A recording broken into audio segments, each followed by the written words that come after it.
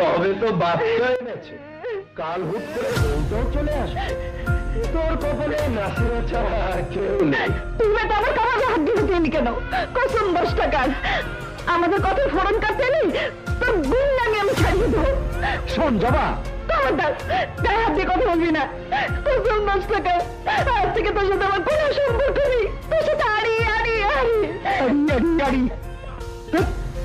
এই তোমরা কি যাও যাও যাও।